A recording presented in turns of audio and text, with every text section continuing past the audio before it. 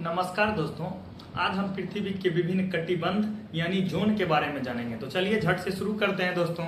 देखिए, जब सूर्य की किरण पृथ्वी पर पड़ती है, जब सूर्य की किरण पृथ्वी पर पड़ती है तो आप देख सकते हैं कि सूर्य की किरण कहीं बिल्कुल सीधी पड़ रही है और कहीं बिल्कुल तिरछी पड़ती है। कहीं बिल्कुल सीधी पड़ती है और कहीं बिल्कुल तिरछी पड़ती है। जैसे कि उत्तरी ध्रुव और दक्षिणी ध्रुव में बिल्कुल तिरछी पड़ती है और इस क्षेत्र में कर्क रेखा और मकर रेखा के बीच के क्षेत्र को बिल्कुल सीधी पड़ती है, जिसके वजह से यहाँ अत्यधिक गर्मी पाया जाता है।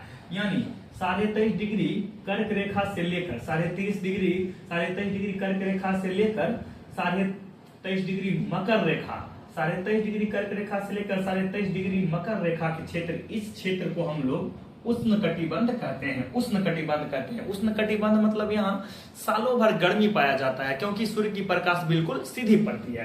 वहीं बात करेंगे कर्क रेखा 23.5 डिग्री उत्तरी कर्क रेखा से लेकर 66.5 डिग्री उत्तरी आर्कटिक रेखा के क्षेत्र को हम लोग शीतोष्ण कटिबंध कहते हैं, टेम्परेट जोन कहते हैं।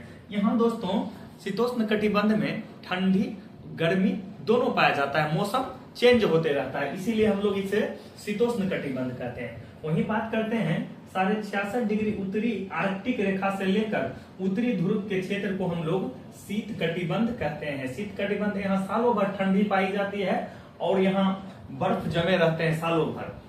उसी तरह से बात करेंगे हम 23.5 डिग्री दक्षिणी मकर रेखा, 23.5 डिग्री दक्षिणी मकर रेखा से लेकर 0 डिग्री अक्षांश रेखा के बीच को हम लोग उष्ण कटिबंध कहते हैं।